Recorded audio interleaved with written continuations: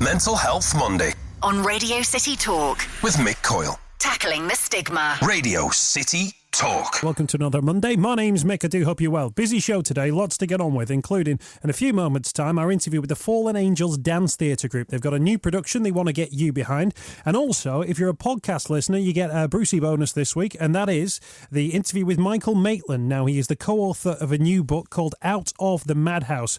He talks about his battles against mental illness and how he's working now alongside his dad to put together, quote, an insider's guide to managing depression and anxiety.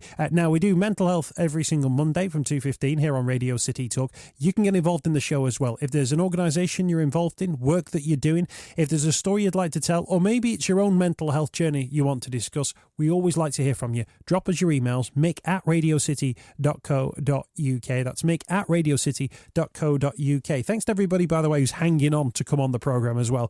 We've got people booked in for a few weeks to come, purely off the back of the Mental Health Monday Marathon, with so many people that we spoke to and so many people we wanted to squeeze in. Couldn't get into the 24 hours, but it means we've got loads of great guests lined up for the coming weeks. You can check them all out through the Mental Health Monday podcast. You often get bonus features on there, bonus interviews as well. Subscribe and like that. If you want to give it a 5-star rating, 4-star, to be honest, 3 stars, we'd be happy with that. Check that out via your podcast provider. If you don't normally listen to podcasts, just type in Mental Health Monday podcast and you get all the information online. You with Radio City Talk. Mental Health Monday on Radio City Talk with Mick Coyle.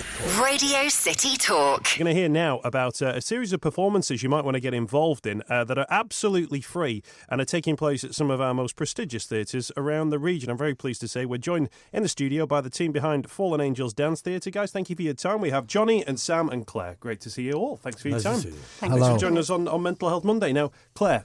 Hi. You don't know this, but Fallen Angels inspired Mental Health Monday getting underway a couple of years ago. So we were speaking to some of your members who were taking part in a show, and it struck me at the time about how normal it was to talk about mental health, addictions, and the issues that came around it. And it was at that point I thought, why don't we actually do something about that? And for that reason, we set up Mental Health Monday, because we were finding that more and more people were talking about addiction, talking about PTSD, talking about depression, anxiety, stress, and all that. And it was actually becoming a really normal thing for people to do. And for that reason, we set up Mental Health Monday, because we thought, well, actually, people will share those stories. They're really human stories, and people, I think, will absolutely relate to them. Oh, so there you go. That's amazing. What a compliment. But absolutely, the thing is for us at Fallen Angels is really that's why we do what we do. To give people a platform to talk and to, for the wider community to get involved and hear the stories of people in recovery. So that's why Fallen Angels came about, and why we do performances, so that then we can really talk further about mental health. This performance that's come up, Dark Night Ends, it began by talking to people in recovery in the area. So we talked to a group at Spider over in the Wirral, Tom Harrison House over in Liverpool, and our group that you know about that's been before to meet with you, that's based at the Blue Coat Arts Centre. So we started by gathering people's stories of their recovery, and some themes emerged out of that. And then, so what we want to do with the performances is to share that experience, share those stories. And we do it through dance theatre, so it is very different. So absolutely. Yeah, and we find that when you do dance, there is no language barrier. There's no barrier at all in communication, that everybody would be able to relate to our performances, not just if you're in recovery from addiction, because everybody goes through stuff. Whether it's more extreme to a lesser extreme, I think the themes that are coming through in our performances are relevant for everybody. Absolutely. One of the things around the arts is that, of course, you interpret it yourself in a different way as well. So it's not just about the words that you say, it's about how people both view what you've done and also how they sort of interpret the actions and the interactions that they see. Let's bring Johnny and Sam into the conversation. Johnny, just tell us how you got involved in Tom Harrison House, first and foremost. First of all, I had a life of addiction with alcohol and cocaine. And I'd put it off through the back of my mind that I didn't have an addiction problem. where everybody else around us could clearly see that I did. And then it was made aware to us that there was a military treatment centre down in Liverpool called Tom Harrison House by AVF Launchpad in Newcastle. And this is the only military treatment centre in the UK. So I pushed forward to get rid of my addiction and change my behaviour, and start a new life. Really, start a new life. The work that goes on with Jackie and the team at Tom Harrison House is quite incredible, isn't it? Did your life change the day you walked through the door? Not the day I walked through the door. Not the day I walked through the door. No, but with Jackie, she's an amazing person. The amount of love that's given to you, as soon as you're welcome with open arms. As soon as you go into that premises, and they believe in you. So even though you haven't got much belief in yourself, they grow you. They take a little seed and then it blossoms. Brilliant. Sam, just tell us about your involvement. How did you get involved? You're from Liverpool, aren't you? Yeah, originally I've been down in the Midlands for 30 years. I've been in active addiction for 20 years, obviously serving in the services as well. My addictions come through me in the services as well. I've done treatment centres before, but it hasn't been successful. So I heard about this place, Thomas Harrison House, and one day I just had enough, sort of surrendered and made the call. And when I was in there within 10 days. It's amazing. It's an amazing place. So how does it go from somebody living with an addiction, coming out of the armed forces, to stepping on a stage and taking part in an interactive dance theatre performance? Because actually, people would look at you guys and you go, you are blokes. You look like blokes. You don't look like you are the sort of people who you would traditionally think would be involved in dance theatre. And this is part of the breaking the stigma, I think, around these kinds of things as well. So at what point did the arts, at what point did dance, at what point did the Fallen Angels get involved? Okay, yeah. For me, I thought I would never do anything like this in a million years, to be honest. There was, the Fallen Angels had a slot in the programme, in our programme at Thomas Harrison House, and we started doing some dancing and getting involved. And obviously the first time I went, I thought, whoa, I'm not doing this. I'm not really into this. But for me, if I relate it to my recovery, it's about pushing through your fears. And sometimes you're in an uncomfortable place. And then it's just pushing through, because you've got the support of all the staff and everything. And then you sort of just let yourself go and get involved. And then that was it. And that's pretty much it, really. How did it work for you, Johnny? For myself, I met Paul from Fallen Angels a number of weeks ago, about 6 weeks ago at Goodison. We used to have a little session for about an hour and a half, and it was expressing feelings of what we're doing, opening up with strength and courage and putting it little bits into movement, using different parts of our body parts. And then actually looking back on it, you thought you could really feel the power coming together. And then we've progressed it on with rehearsals, and it's just been amazing to see the power and the creative part of us come alive, and it's just a huge confidence boost to, I believe, myself on a personal level, and the lads doing it and the ladies doing it as well. What was the moment for you where you thought, hey, there's something happening here? I can feel something's going on. There's a good vibe that's coming from this. It's just a satisfaction of being able to express your feelings through movement, and I just think it's very powerful, especially when you look back at it. When you look back at it and actually see it, it's emotional to look back at it, and it's really was the moment for myself. It is an amazing piece of work. Sam, what's it like for you? That opportunity and taking that opportunity to express yourself in a different way. It's just amazing to be given that opportunity, to be honest. Because as I said before, we've never done anything like this before, and for me to see when you're involved in the moments when you're doing it, you can't really see. You can feel it, but you can't see it, if you get what I mean. So when they video it and they play it back to you, that's where you get your inspiration from, and you think, wow, and it's just amazing. Really, really good. And what is it then? What is it do you think that you see? Where you think, oh, right, I was doing that, or I didn't realise I was doing it like that, or I was doing it like that and I'll do it like that again? Some stereotypical squaddies dancing, to be honest. That's what it is. Just giving it 100% and really getting involved and actually feeling our emotions and showing that through our dance and movement.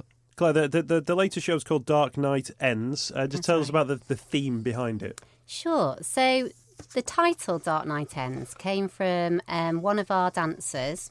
When Iain talked about his journey into recovery and how he had to hit that point, a rock bottom, for the dark night to end. So it's that moment that you're propelled into recovery when you've had enough, when you've hit your rock bottom, that suddenly there's a glimmer of hope. There's always hope. There's always light. And it's that moment that people then can build on their recovery. So even though it sounds dark, the dark night ends, it's actually about hope and recovery. It's about that moment that propels you into recovery. And then it's a shared experience and expression from all the guys coming together. You know, we've got 17 performers on the stage, all having experienced a dark night ending and that hope. And it's just entirely inspirational.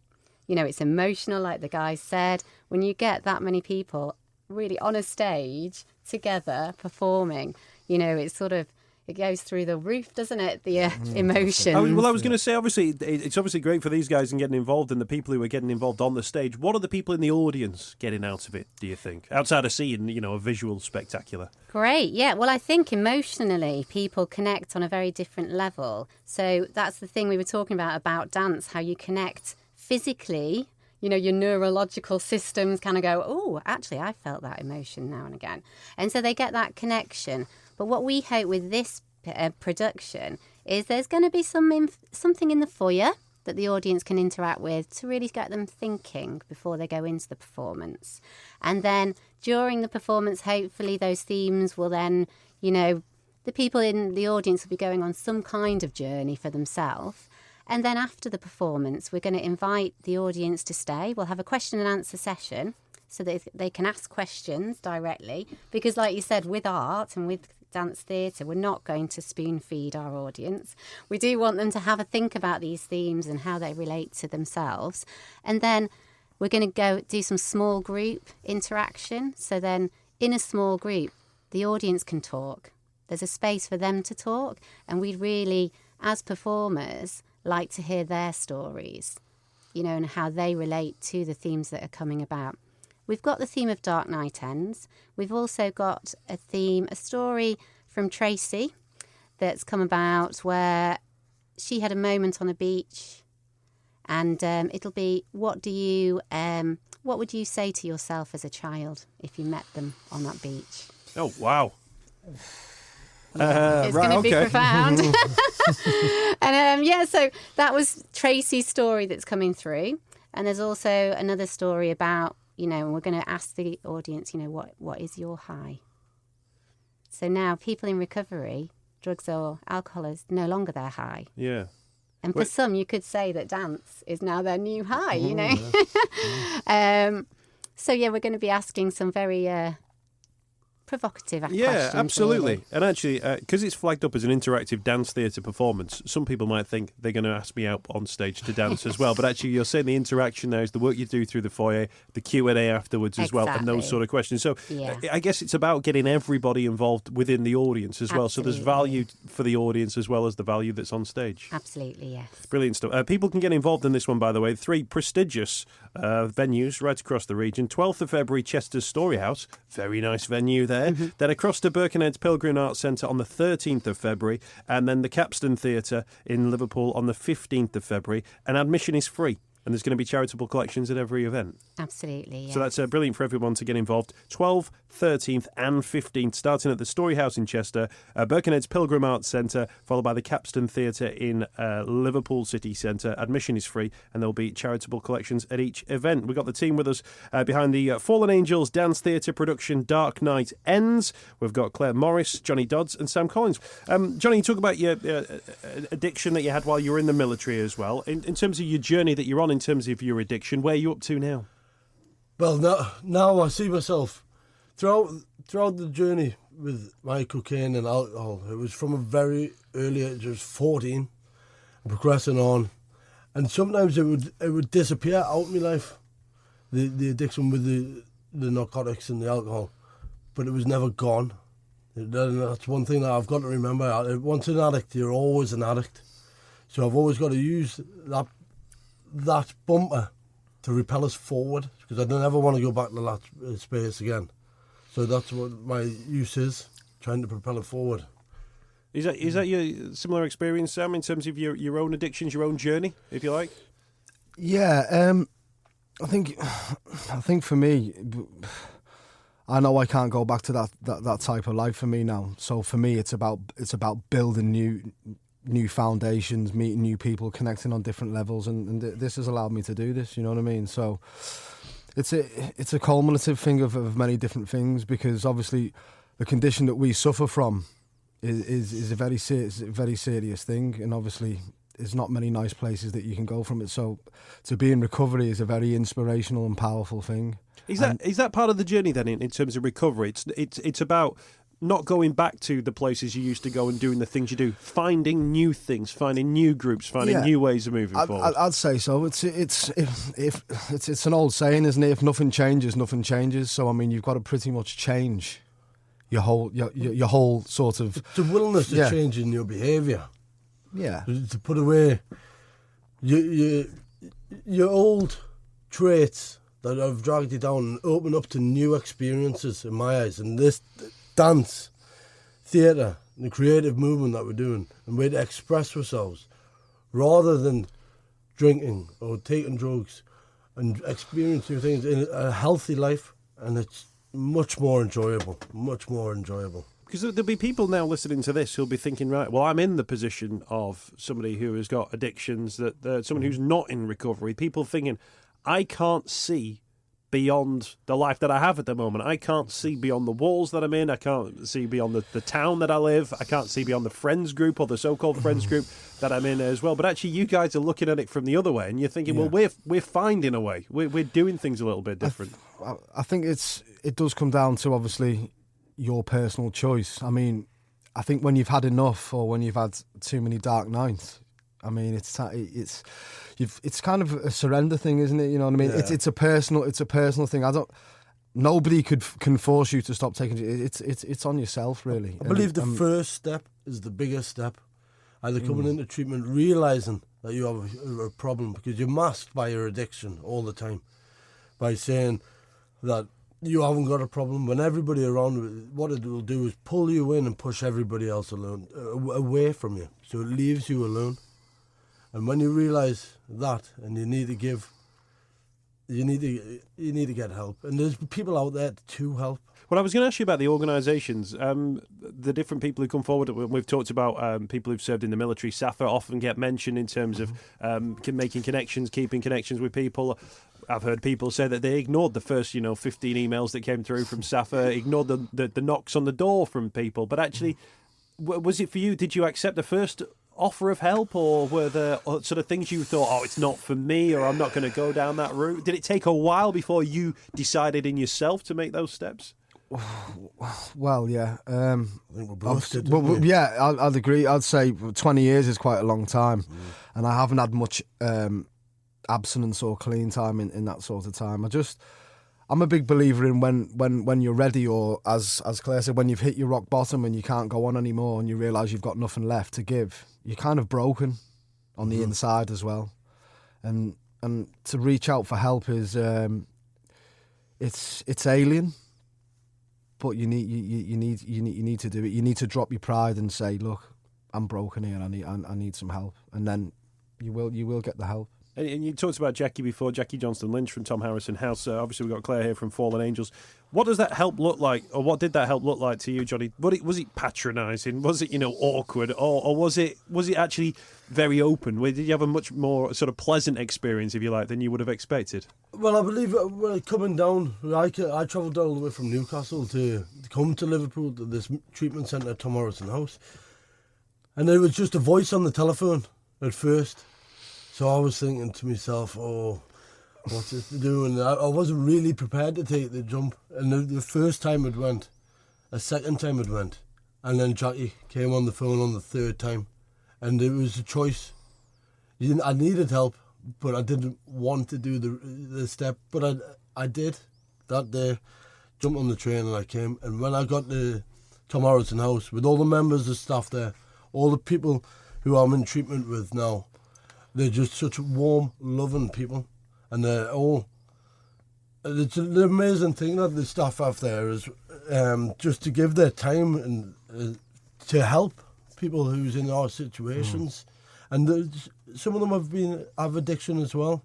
Jackie has her own personal story. Everybody has their own personal story, and the amount of help that they've given me, they really have changed my life around in a matter of 12 weeks, and it's I can't thank them more than enough. And even with Fallen Angels in the dance, I would never have dreamed about doing a performance in front of people at theatres, and it's just an amazing experience, and I thank them all from the bottom of my heart and the Fallen Angels for this. So it's not just recovery, we're talking opportunity as well, it sounds like, that it's not just about sitting in a room and getting to grips with your problems. It's about saying, well, let's get to grips with your problems, but through that, let's look at, different opportunities you would never either have had or would ever have taken if they'd have come your way. Yeah, definitely, yeah.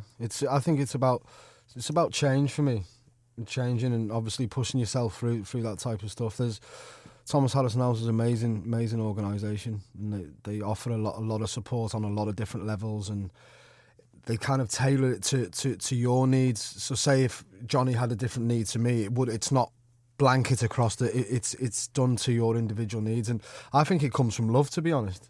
Yes. From Jackie especially, and of all them other people, it's because they genuinely care, because they don't want people to go back out there, because they genuinely care. They do. It's a brilliant organisation, and there should be more of them in the country, I feel. But that's just my opinion. That's a decent opinion. You can have that opinion. Thank you. Particularly the base around here. Yeah, open up worldwide. Claire, in terms of Fallen Angels as well, do you keep tabs on the numbers of types of people that you're helping now? Do you have any? Yeah, absolutely. Well, in the last year, because we work across the Northwest, so we've got groups in Chester, Liverpool, in Salford and Leigh in Greater Manchester. We worked with over 91 people last year. So in this production alone, we've got 17 people. And I was just thinking about the guys, you've heard their two powerful stories, and every single person in the group have their powerful story. And I could, charter the different routes that people have found their recovery. So, over in the Wirral, you've got Spider, which is an amazing organisation, and a drop-in. So anybody could just drop in that are in the Wirral and go and have a chat to somebody there.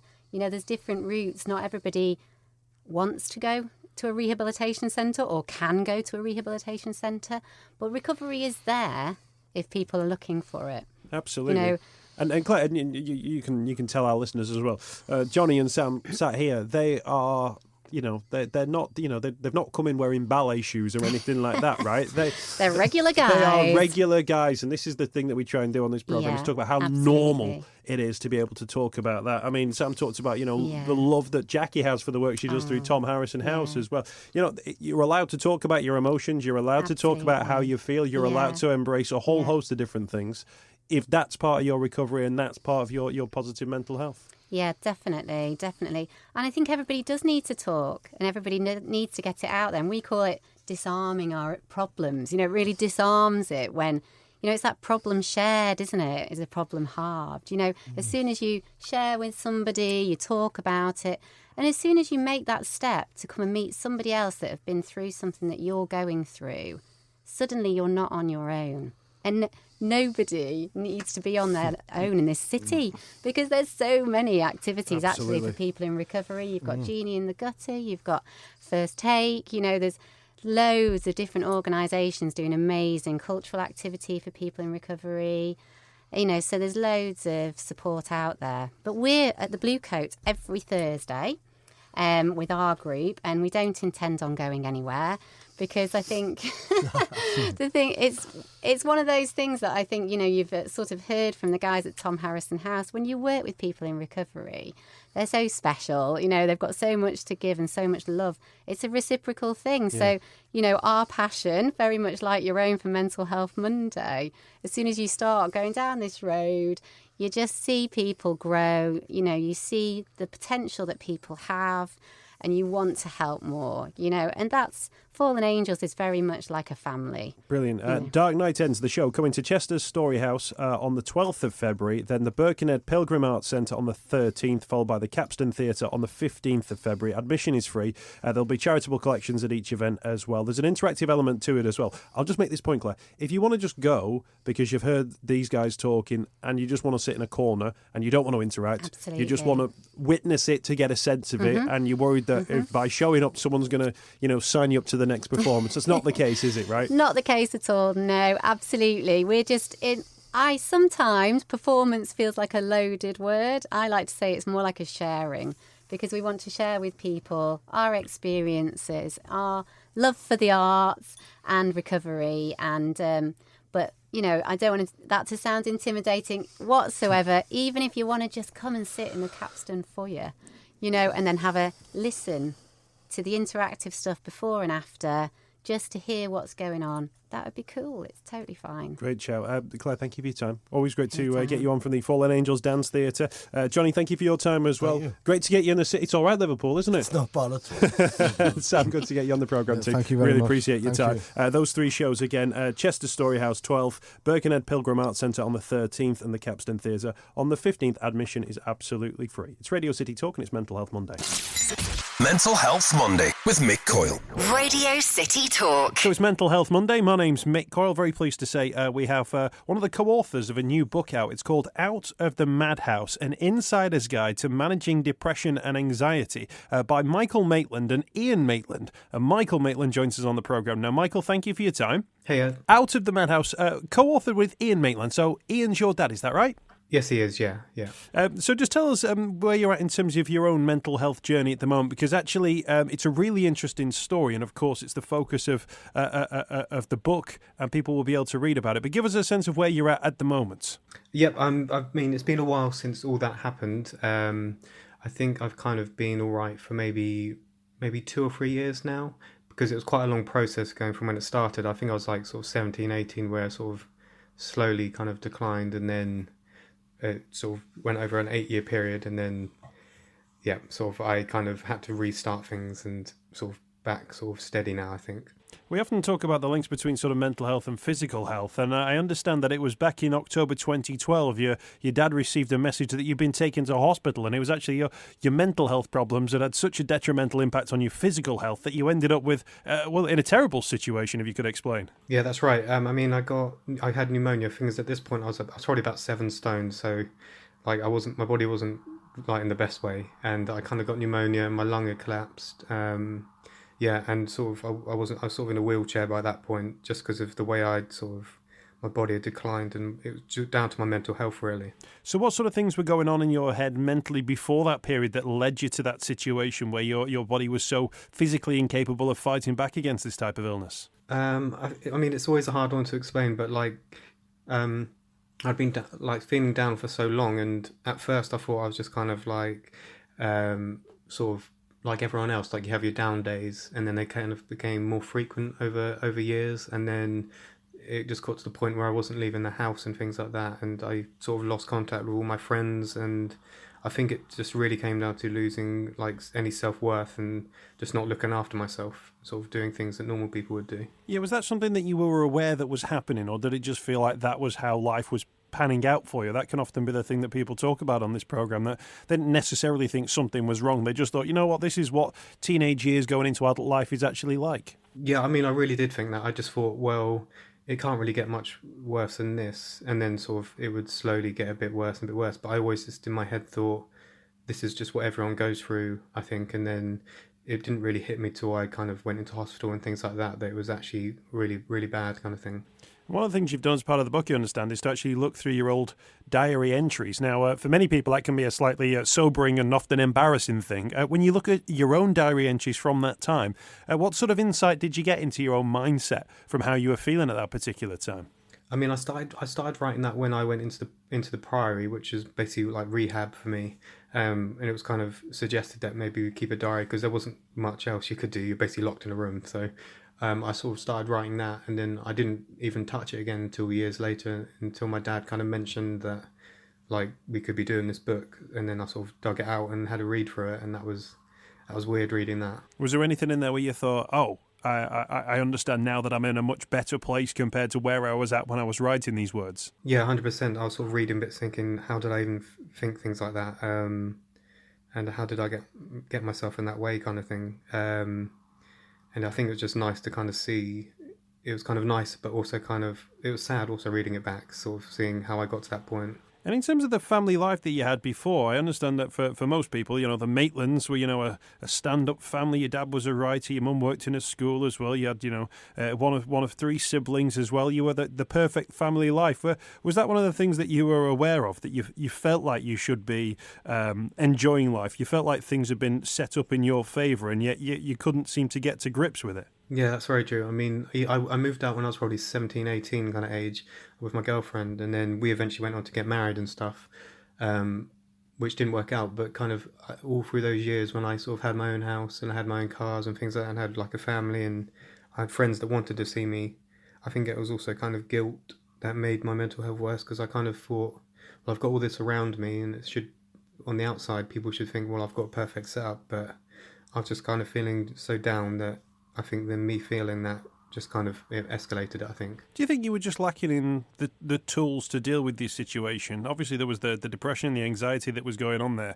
What was it, do you think, that helped you turn around? Was it learning things about yourself? Was it learning how to handle your situation better? Well, I think it sort of actually happened when I broke up with my wife, and I kind of came back home with my family, and I'd kind of like lost my house and everything like that. And I always say to people, I don't suggest you have to lose everything to get better, but for me, I realised like I'd had everything, and then I had nothing, and it was from that point, it was like either I give up or I kind of try and turn things about, I think. And that rock bottom, and everybody's rock bottom can fall at different levels, I guess. When you think back now to that rock bottom and where you were at then, do you feel proud of yourself in terms of where you've come to now, in terms of your own recovery, the work you're doing now as a mental health ambassador? Yeah, I really do. I mean, I've completely changed things around now, like, because I'm a tattoo artist as well now, so like I have to deal with people every day, and it's just weird thinking that I have to deal with customers, like, and it's quite a personal job, and some people, I mean, there's a lot of people that do know about my past, but then there's a lot that don't, and I think they don't even realise the kind of thing I've been through, and I'd go through periods of not even being able to talk to people, and now it's kind of my job to have to do that. It's really strange, I think. Absolutely. You could swing by the tower and you could do as a session here.